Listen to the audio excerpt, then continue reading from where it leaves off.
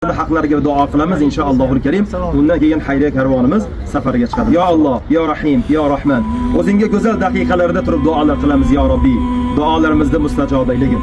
Bugun mana shunaqangi bir go'zal bir fazilatli kunda mana shu fazilatli ishlarni qilib turibmiz ya Robbiy. O'zingga hamdlar bo'lsin. Bu savobli amallarni bizlarni qalbimizga solding sen ya Robbiy. Qancha insonlar bor bizlarga havas qilishadi. Qancha insonlar bor xayriya karvonga qo'shilaman deydi, qo'shilolmaydi. Vaqtlari yetmaydi, soatlari yetmaydi va hokazo. Alloh taolo bugungi xayriya karvonimizga ihson qilgan birodarlarimizdan va xizmat qilgan birodarlarimizdan, aka-ukalarimizdan o'zing rozi bo'lgin. Hammalarini qilgan ihsonlarini dargohingni maqbul aylagin. Dunyoga kelgan farzandlarni ya Robbiy, haqiqasi bo'layotgan farzand hammalarini umrlarini uzoq qilgin. Ular ham kelajakda mana shunaqangi ihsonlarda mustahkam turadigan qorilardan, olimlardan, olimalardan bo'lishlarini o'zing nasib qilgin. Va bugungi karvonimizga xizmat qilgan har bir aka-ukalarimiz ya Robbiy, ketkazgan har bir soniyalariga, har bir daqiqalariga va har bir olgan nafaslariga ajrlar yozgin ya Robbiy, savoblar yozgin ya Robbiy va bizlarni hammalarimizni gunohlarimizni mag'firat qilgin. Ya Alloh, yurtimizni tinch qilgin, vatanimizni tinch qilgin.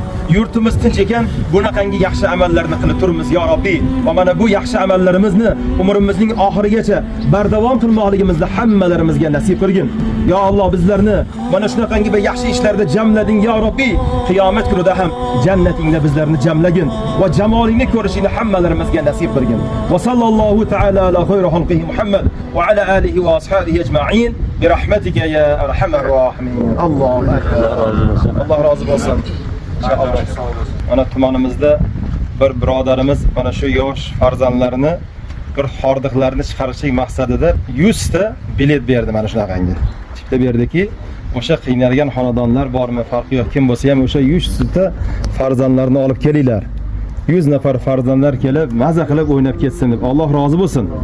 Alloh rozi bo'lsin. Shunaqa birodarlarimiz ko'paysin, aka-ukalarimiz ko'paysin. Hammalarini olib borayotgan xayrli ishlariga o'zi madadkor bo'lsin inshaallohul karim.